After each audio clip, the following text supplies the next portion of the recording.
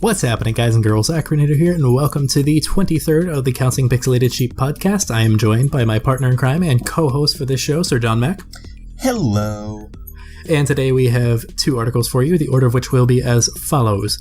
The first live event for Pokemon Go didn't go quite as planned, and Valve exploit could have allowed hackers to hijack computers. So with that being said, let's dive straight into the first article, which was the Pokemon Go thing. So basically what happened here was, some of you might have actually heard of this, in Chicago, Niantic hosted the first Pokemon event that allowed people to sort of battle it out against the event for Lugia, one of the legendary Pokemon from Gen 2. Quite coveted as well. There were tickets on sale for the whole convention thing, and they went on sale for about $100. And the event itself took place in two different areas, the convention center itself and inside of Grant Park, which I believe is also in Chicago. And from there, they didn't expect that the internet for the convention would have been so shitty. Did I say intervention? Convention. Might as well have been an intervention like Niantic. You have to let it go. But, so basically what happened was that the event had two parts to it. The first part was that people at the convention center had to fight, I'm assuming Lugia, if not just like a predetermined gym or something like that. I'm not entirely sure how the raid system works, but they had to beat the event, and then from there it would go to the park, which would then, well, once they beat that, they would get Lugia. Supposedly both parties would. And pretty simple, right? Unfortunately, the convention center, I've actually been to conventions, and I can attest to this, the internet's not very good because you have like hundreds of people all at once on the internet, and it bogs it down. So, did not go as planned. They couldn't even beat the first part of the event, which was supposed to be the easier part. And from there, Niantic was forced to extend the deadline over the course of the weekend, because I believe this happened this past weekend. Something like that. Or close to it. It happened somewhat recently, and they had to extend it over the course of the entire weekend instead of like, a couple of hours or something like that. And after the event happened, they also had to, well, not had to, but they decided to refund all the tickets, which were about $100 each, give or take. And then they also, to all the attendees, gave $100 worth of Pokecoins, which I guess are the in-game currency now. I don't recall that being a thing last year, but, I stopped playing back in like maybe September, October. That's just me. So yeah, I think the obligatory people are still playing this game is in order. Like, I know they've set records for like the most amount of downloads in 1 month, or X amount of time. I believe it was 1 month, which was 10 million, and like the next closest was like, I think Super Mario Run or maybe Candy Crush or something like that, Angry Birds, that had about 7 million, but Pokemon Go was definitely, a cultural phenomenon greater than just about any other mobile game besides maybe Flappy Bird. But we don't talk about that. No. So actually I think we did talk about it once, but besides that was way back in the day. It's like almost 2 years ago now. But yeah, this seems like something that was set up to fail. Like, Niantic already kind of has a reputation going for not enough servers, and like, even if they did have enough servers, just the sheer amount of GPS-enabled devices, just like so many smartphones in the same place, it's going to cause congestion. Yeah, and I'm actually wondering, if you remember back earlier this year, I think February, March, April, sometime in there, one of these podcasts, we talked about Milwaukee fighting with an ARG developer for a game called Texas Rope'em, because Milwaukee required, because of Pokemon Go, that all developers gain a permit to have their ARG set up in the city. And I can imagine more cities like, LA, like New York, like Chicago, like, Tokyo, like Seoul in South Korea, all these really big cities that have like massive amounts of people in them. I can imagine that a lot of those cities have similar sentiments to Milwaukee because, I mean, you remember the video from around this time last year where in Taiwan there was a Snorlax in a park and there was just like a tsunami of people that were like, thousands deep. So I wonder, I mean, it was a official convention, so I can imagine Niantic probably did get the permits required to do this. But even so, it begs the question for future raid events, is this going to be the case? Like, are they going to have to get permits in like any and all cities? Because these are apparently big things, like multi-phased boss battles, for lack of a better description. Yeah, like this has been the kind of thing that's been being teased since like before the game came out. Like you have the trailers of huge swaths of people just like congregating in the same like Times Square or whatever, and it's like this is almost like a selling point, although I mean the game's free. But and just for something like this to not really be technologically possible just due to cells getting jammed, basically. Yeah, I mean, unless everyone has those ridiculously expensive portable Wi-Fi things, that's I can't imagine very many people have. Like, I know my uncle does, but his like work pays for that, So like when he's on the road and stuff, he can do work and not be incapacitated while he's on the road and play Pokemon. But he certainly doesn't. I think the only thing he plays is World of Warcraft, but that's besides the point. I don't even think he plays that on the road either, because he really only brings like his tablet and his laptop whenever he goes on the road. I don't believe it's his gaming laptop either, so. You can just imagine having the laptop with World of Warcraft on the like passenger seat, having one hand on that, one hand on the wheel, like distracted driving. Yeah, that brings it to a whole new level. Although I'm sure someone has tried. You seen the newer police cars? Instead of a passenger seat, they have a laptop right there with like their whole network set up. Oh, that's kind of neat. Yeah, it's But anyways, like it's I don't know. I feel like this is sort of trying to revive something that's been long dead. Like Pokemon Go is flawed at release, and the major flaws, as far as I'm concerned, haven't been addressed. Namely, the battle system, which I don't know what the fuck they're doing with that, but it doesn't seem like they're going to change it. And the tracking system, which, I mean, that's the big reason why people left the game in the first place. They took away the old tracking system of like, okay, you're hot, you're cold. I still think that it's not a bad idea to just show the Pokemon, like where they are specifically. That's not a bad thing, because people still have to go there. Obviously, you're going to have the hackers, but you're going to have the hackers regardless. So might as well make the like normal people playing this game, make it a little bit easier for them. I guess some people do like the idea of the chase, but personally, I didn't like the idea of a wild goose chase. I wouldn't put that much effort into finding Pokemon. If I happen to come across some, then fine. But otherwise, I wasn't going out of my way. It's like, oh, there's a Dragonite and it's only 2 paw prints away back in the old tracking system. I'm gonna go search for it. No, because it's a pain in the ass. You go walking one way, and then all of a sudden you just have like, it goes to three paws away, or it's like just completely gone. You're like, well, what the fuck? I'm not going like out into the middle of the bay to find a goddamn Dragonite. Reminds me of that time. Yeah, I was gonna say that one time when we were out on Cape Cod on a ferry, and we saw a Machop. Was it? Yeah, it was a Machop. Oh, that was great. Out in the, I think I did take a screen. I don't know if I put that on Instagram or not. No, I didn't do that. I don't remember, but it was really funny because we're like, what the fuck, did it like swim out here? Like if it was like a Magikarp or something, at least then it'd be like, okay, fine, like you got me. But it's like a fighting Pokemon. Yeah, it's like, just what even? Jesus Machop walking across water. Pretty much.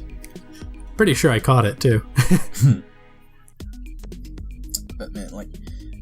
Pokemon Go, even when it came out, for me at least, I live in a pretty rural area, so, like, seeing something on the mini-map and being like, well, I can walk all the way across my neighborhood to use one of the, like, 4 Pokeballs I have and maybe get, like, a Venonat. I mean, man, I'm just living Pokeball to Pokeball here, man.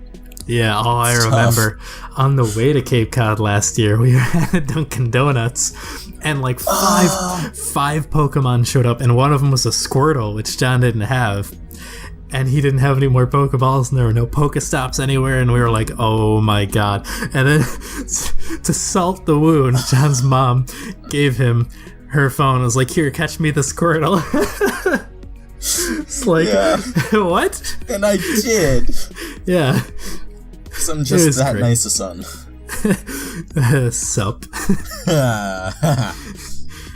Preemptively got her back. The story, we always say that on the channel. The story behind that, I don't know if we actually told the story, but during one of the Harry Potter movies, but it might have been like the Half-Blood Prince or the Deathly Hallows, it was actually Deathly Hallows Part 2. When Harry goes to meet Voldemort in the middle of the woods, and there's like it pans back and forth between them, and it's just like dead silent. John leaned over to his mom and goes, "Sup," and then she just like bursts out laughing in the middle of this really tense scene. Yeah. And apparently got everyone to give her dirty looks. I wasn't there, but it's like hearing them retell the story is glorious. That was a good moment. I believe evil was the word used to describe.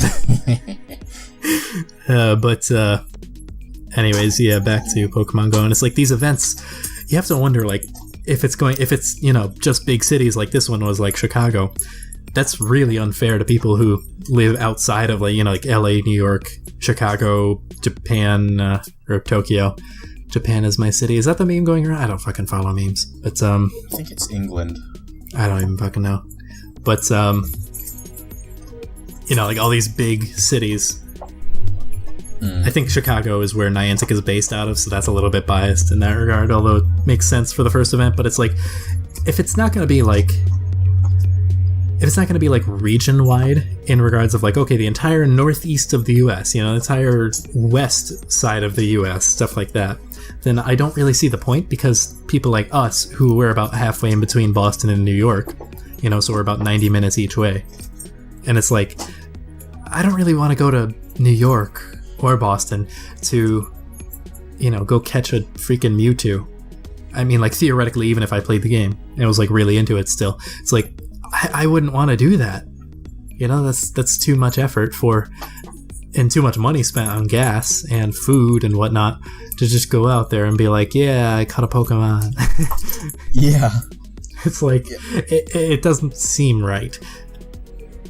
I'm sure if you saw, like, a heat map of the average level of Pokemon Go players, just, like, across the country, it would map to, like, every major city. Oh, perfectly. Yeah, definitely. Like, there are, like, Pokestops, especially when I was, like, up at college, there was a lot up there, but that's, like, a relatively large university that has, like, a town as a campus. Whereas, back home, here now, it's like, there's some, like, down the street, there's, like, a few Pokestops and whatnot, but it's like, it's pretty barren. And especially I know where John lives, it's like, I don't think there's anything in a 5-mile radius. Yeah.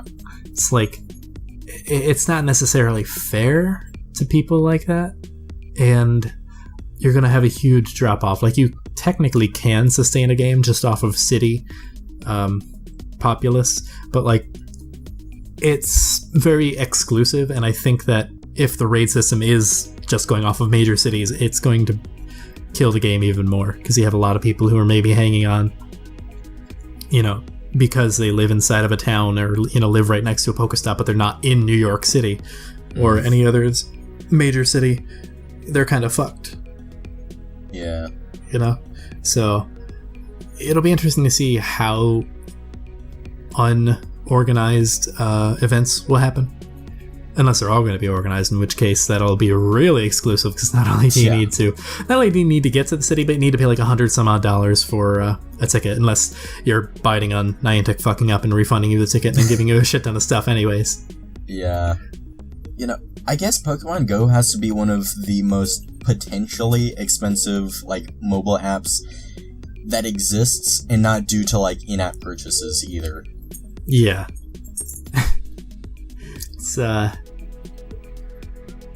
It's an interesting game, and I'm surprised it's managed to stay on as long as it has, because I feel like last time I bothered to look at like who's playing the game on like, you know, YouTube, and I don't know why, but Twitch. I don't go on Twitch at all, but for some reason I did. I think to like set everything on my Twitch account to like say go to my YouTube channel. That's where I stream now. But I saw like Pokemon Go. I was like, who the fuck's streaming? It was all hackers. Like they were sitting down in their home. You know, they don't have a lot of views, but they had like a couple dozens or maybe a couple hundred views. And it's like, you know, if that's your hardcore player base, people who are breaking the game intentionally, then how healthy is the game? I wouldn't be surprised if by this time next year, Pokemon Go is shut down, which even if that is a big article, which I don't think it would be at that point, but even if it is, we should cover it, because then we'll have talked literally through all of Pokemon Go's lifespan. Like, we talked about it when it was first announced into, like, being developed. We talked about it when it was into its beta. This is all before. Like, we were there before. It was cool. Literally. Like, we were there when it was just a niche little Pokemon game that people were like, yeah, it'll be cool. And all of a sudden it just blew up. We are the Pogo Podcast.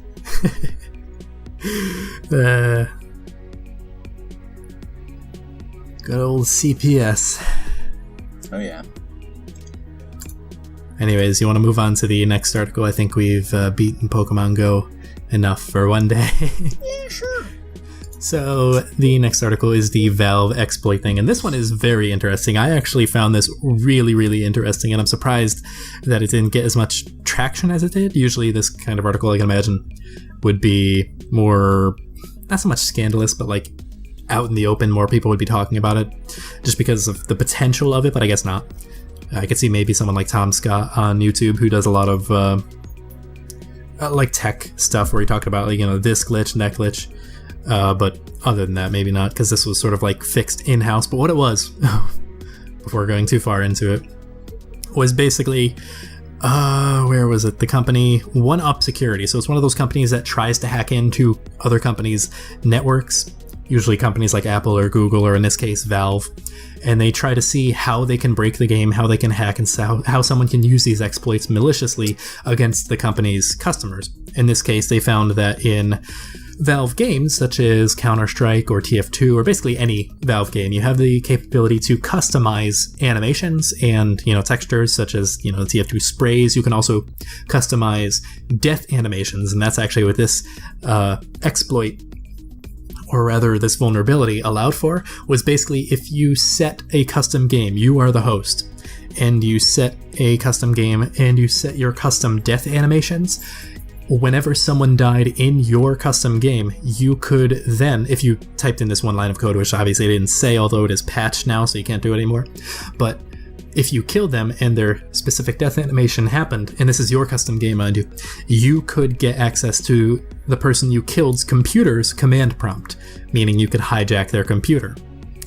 How they did this, how they figured this out, I don't fucking know, but it's hilarious, so we're going to talk about it. So, effectively, this article wasn't published until after the exploit was patched, but it's very interesting. I found it. It's like, I don't even understand how you look for this sort of thing, but I guess there's just basic exploits that you just sort of like, I wonder if this would work, and then it just somehow does, and you get paid big bucks for it.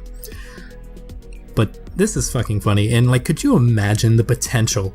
Because like up until recently, this was in the game. No one actually used this for malicious purposes, which is nice, at least that we know of. But you think that if someone did, it would be more used and figured out much sooner than now? Yeah. But like, could you imagine the potential shitstorm that could have happened? Like literally, not like stealing your credit card info or something like that, stealing your entire computer. Yeah. And I don't know if like turning off your computer and unplugging it or whatnot would fix that. I'd imagine and hope so, because like, you know, if the hacked person shut off their computer, the command prompt would no longer show up, and there's no guarantee that if they turn it back on, you know, their command prompt would show up on the hacker's computer yet again. I don't necessarily know how these things work, but that just seems logical to me. So correct me if I'm wrong. But this was a exploit that was available in all Valve games, including Portal 2, Team Fortress 2, Left 4 Dead 2, you know, Counter-Strike. So, I don't know, just if you're watching this in the past, be careful about who you play with in custom games. And this could only happen in custom games, mind you. You couldn't encounter this in official games, so obviously not a lot of people would have had to worry about it, since I'd imagine custom games aren't as popular as the basic game, but you know. Yeah, it's insane that like such a huge vulnerability existed in such popular games for such a long time. Yeah, right? Like CSGO, TF2, I just looked right now, and those are the first and fourth most like popular games on Steam right now. Yeah, pretty much. This is like our "we've been in the Matrix the entire time" moment. I bet a lot of hackers are like, fuck, I wish I knew about that beforehand. Oh yeah. You know, it's like, and apparently all it took was a simple command prompt in the custom animation setup. And, you know, the result was basically that whenever you died in the game, the ragdoll animation would kick in, and it would run the code, and from there, you'd lose control of your computer. So basically, the moral of this story is get good. Yeah. Don't fucking die ever in a custom game. Play Pyro Heavy and nothing else. Oh god. Play hacks to beat hacks. Yeah. Like, this had the potential to be infinitesimally more problematic than like the Christmas Day debacle a couple of years ago. I think that was 2015 when that happened, right? When I think so. all the information. I remember sitting through that and I was like, did someone steal my account? And I kept logging into my account and it was fine. Like, the password wasn't changed or anything, but then when I was finished with the login screen, it would go to someone else's. So I was like, is someone continually changing my stuff? And then eventually I was just like, fuck it, I'm going. I had to go. Well, not had to. I wanted to go to see family. And from there, like later in the day, I saw a bunch of tweets saying like they can't actually do anything with your account. I remember someone actually messaged me on Skype. I don't know how they found me on Skype, because my Skype username isn't the same as my Steam username. And my Steam username is just Acrinator, but my Skype is different. And they messaged me on Skype and said, well, it was something along the lines of like, dude, your Steam account, WTF. And I was like, what? Because I'm sure they wanted to like talk to me and be like, what? And by that point, when I got that message, I had already known what it was. So I just declined. And I was like, no, like you'll figure it out on your own soon enough. But this is, and the article itself has a little GIF of this happening actually, where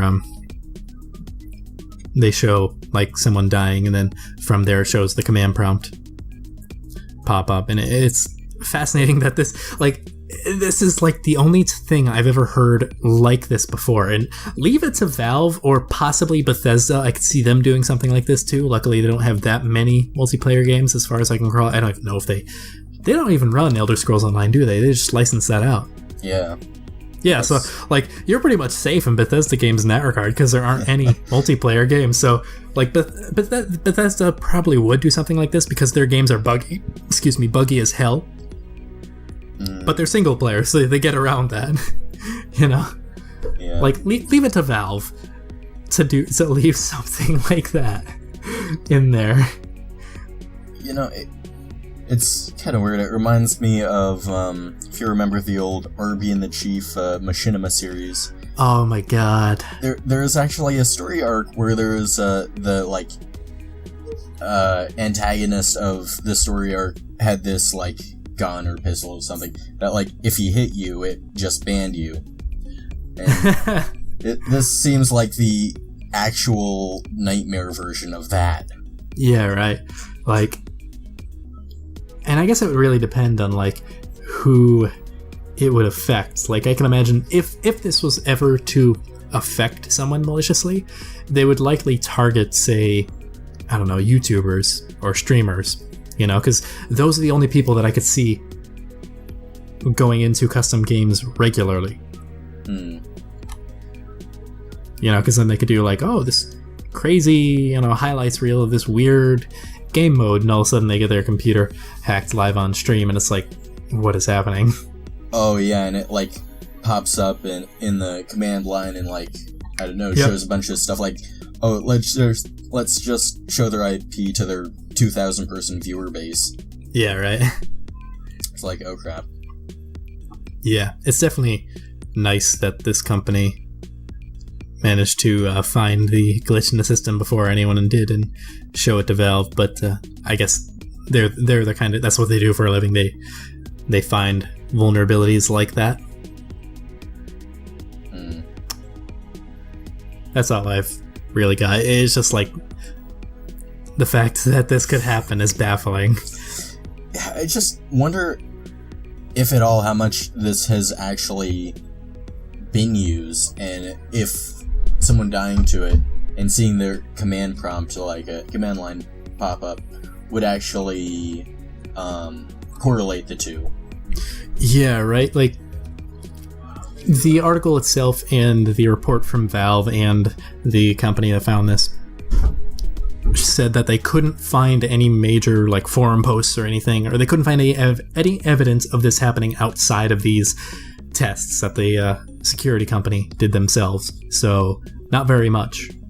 I mean, you had to basically not assume that that sort of code would be translated when put into the game directory files, instead of just like a bunch of jarbled mess that would effectively render the ragdoll animation useless. You had to be able to understand that and to assume that it wouldn't do that, which I can imagine a lot of people probably did, because they're like, oh, this is, anyone who thought of that were probably like, oh, they probably didn't have it, they're probably not that stupid, Yeah. Something like that. They wouldn't overlook something so glaring. Of course, I don't necessarily know how easy it would have been to find that in the first place. I'm not into code and that sort of stuff.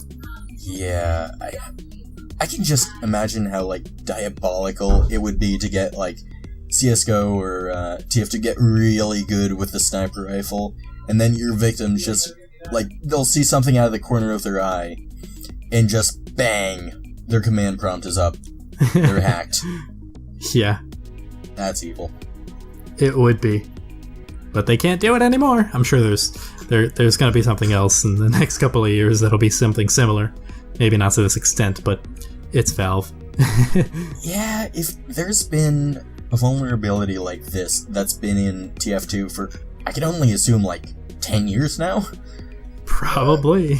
What else is there? In there? Yeah.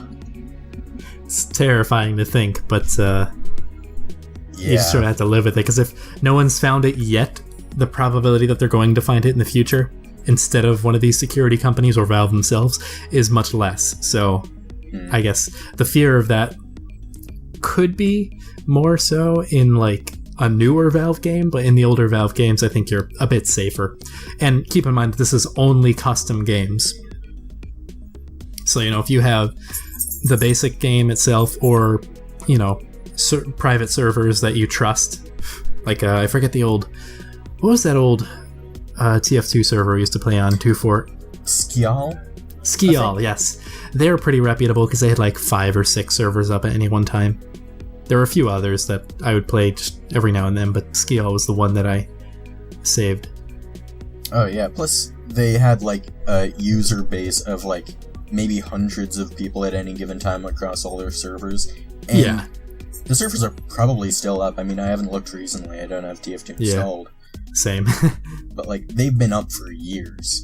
Yeah, so I can't imagine, like, 99.99% of the player base would have never been in any issue for this, because most people do play in the reputable servers because they do have a larger player base, or most people just play, competitive or anything else that's, the basic game itself. So this issue, we're probably blowing it out of proportion, but still, it's interesting to talk about, I guess, because I haven't really seen anyone like mention this other than this article. Yeah. Obviously enough, otherwise we wouldn't have talked about it. Yeah. Want to move on to the rambling section? Yeah, I think that'd be a good idea. So what have you been doing in the last month in terms of games? I have bought the Diablo 3 Necromancer expansion. Same. Yeah, actually, Acrinator's the one who got me to get it, so fair enough. But, I mean, I've been having fun with it. Yeah, I like the Necro a lot, but I went back to my Witch Doctor, and I've just been destroying with him. Like, I have kind of a broken set of legendaries. Like, I have no cooldown on Grasp of the Dead right now, and apparently there's no limit to how many you can place, and I have the rune where there's no mana cost, so, kind of broken. Everything runs slow around me. Then I have I have a legendary ring that takes all 6 of my zombie dogs and combines them into one that mathematically does more damage and has more health than all 6 combined. I don't know how much more, but it says more, so which it averages, about 20 million a hit, crits for 50, 60 million. Then I have the Gargantuan and a Templar follower. That's pretty ridiculous. So, kind of broken. And then John just has this crazy ass Necro that just does 1 billion a hit. Oh, yeah. There are a ton of really good Necro builds, but the one that I've been finding to be really good is so you get this skeletal mage, and you get the rune on it, Singularity. So instead of taking a specific amount of your essence, which is the resource for the Necromancer, you use all of it to summon a super powerful skeleton mage.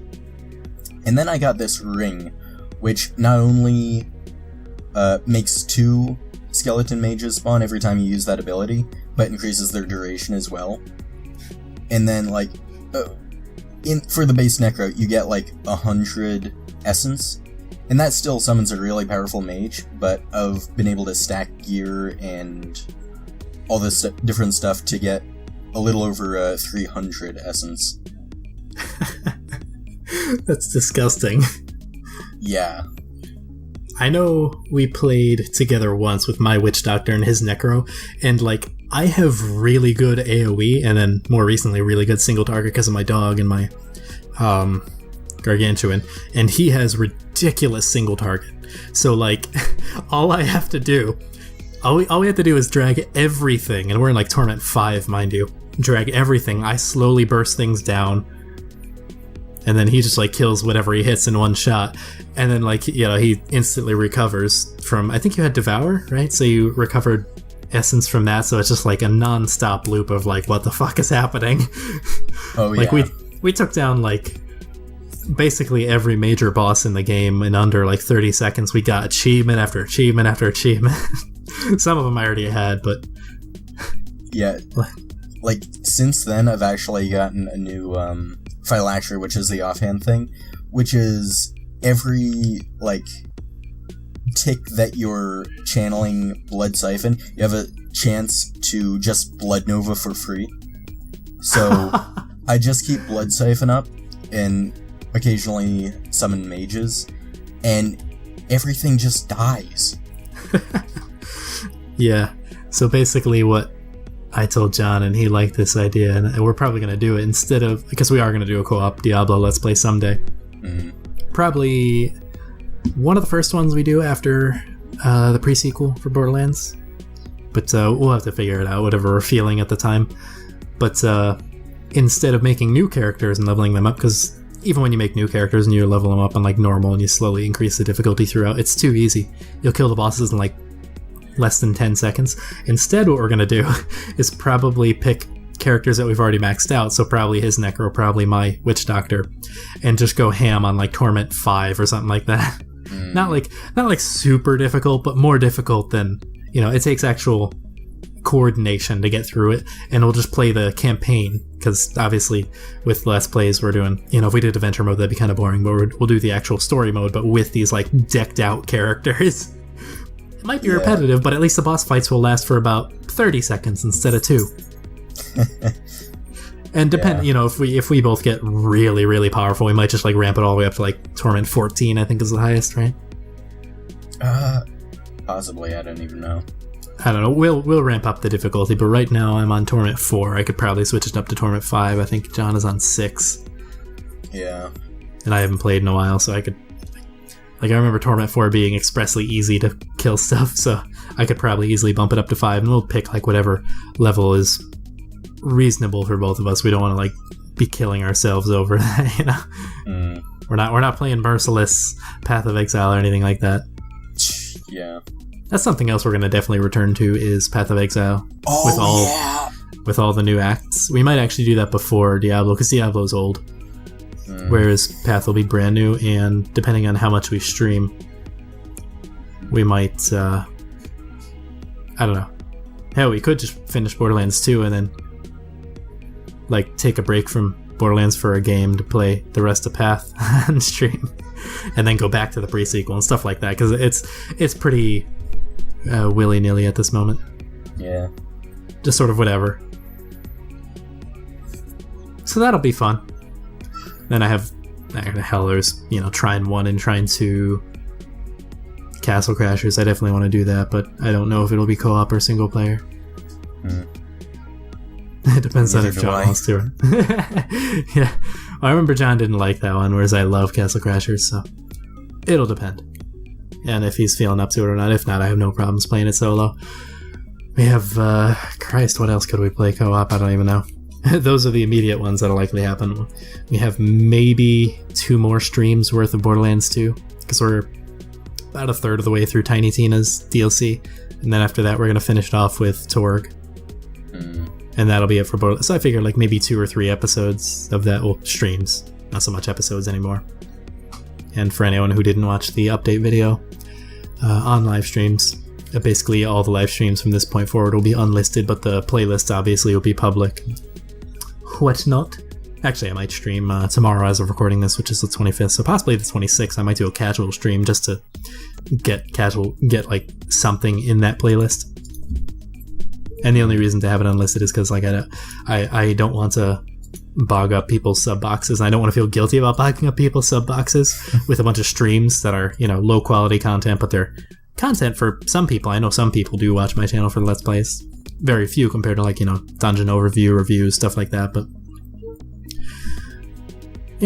different strokes for different blokes, and I don't really judge since I have a huge variety on this channel. Some quality, some not quantity. So much quality. Yeah, basically. We got both here. Just not at the same time. Pretty much. What else has been happening? I don't even remember. Diablo 3 expansion, Path of Exile expansion. I don't know, has anything been going on in World of Warcraft? Well, today, as of recording this, I got my flying in Legion, which, thank fucking God. Like, my one complaint was the Nightfallen in Suramar, their reputation, because that was the most grindy POS I have ever seen.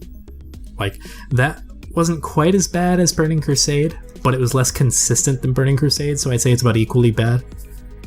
In terms of, like, having to go through it, because it's a pain in the ass. In all honesty, like, it took me a long time to do that. And now that I have flying, I don't know. Apparently, 7.3 is coming out eventually. There's been a lot of like quote spoilers that I've seen a few of here and there for 7.3 where we go to Argus. I swear to God, if we do not have flying in Argus, I will like flip something, probably my pillow, but regardless. I care about my possessions too much. I'm not like one of those people that's like loses a game of Overwatch or something, just like smashes the keyboard. Granted, they do that with like, you know, $100 mechanical keyboards. I have my like basic Logitech keyboard that I love. I like the basic Logitech stuff. The only thing I do like on the extra side is the mouse with the 2 extra mouse buttons on the sides. Those are good.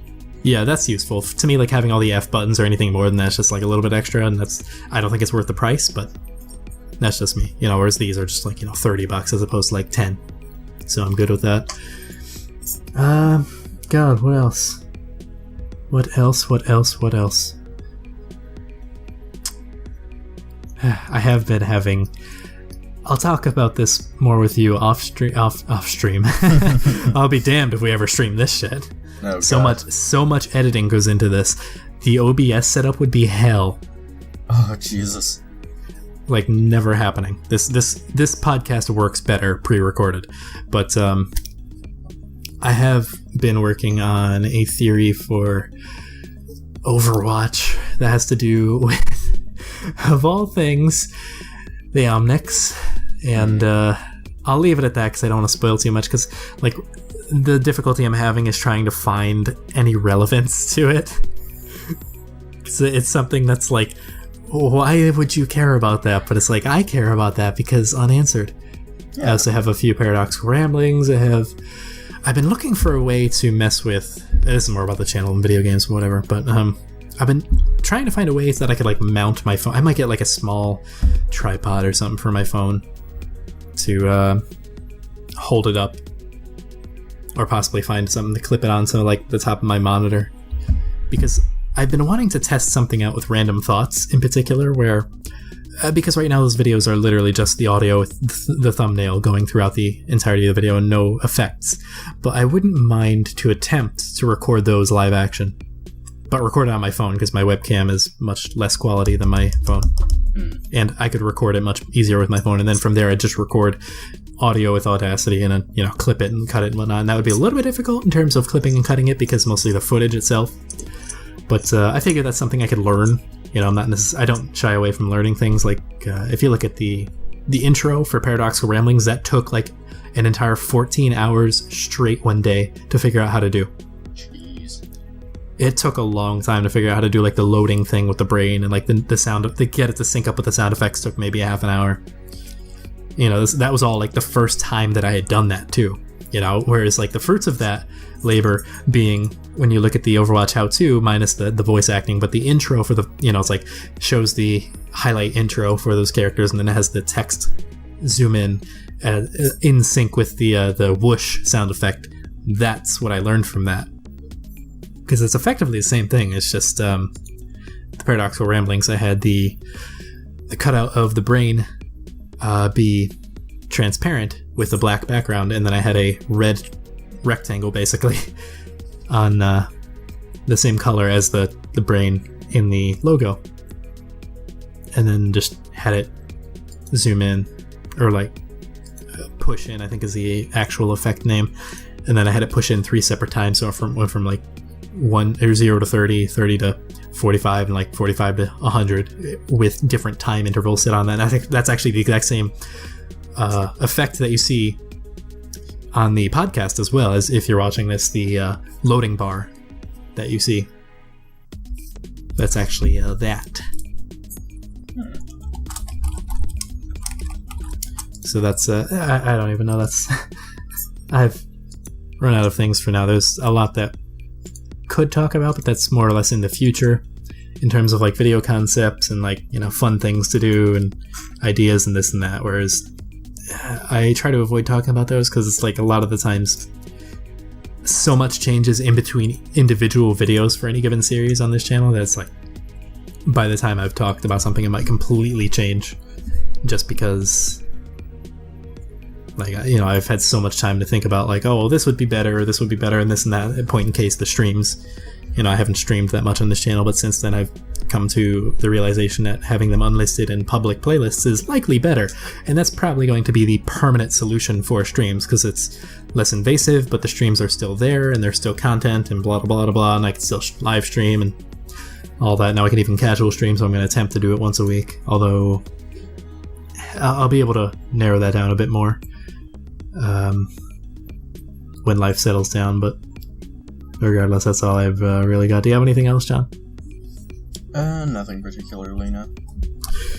Well, I hope you all enjoyed this podcast. If you did, feel free to give it a thumbs up, and if you want to see more like it, maybe even subscribe. I'd really appreciate it. Links for my social media and whatnot are in the description below. Be sure to check out Sirjohnmac DeviantArt and YouTube and all the other stuff that you see linked right next to his profile picture as well. It'll be in the description. Have anything else you'd like to say? Closing statements? Banana nut muffins. Just the first 3 words that came into your mind. That or you're hungry. Mm-hmm. Regardless, that's all the time we've got for today. So until next time, don't die.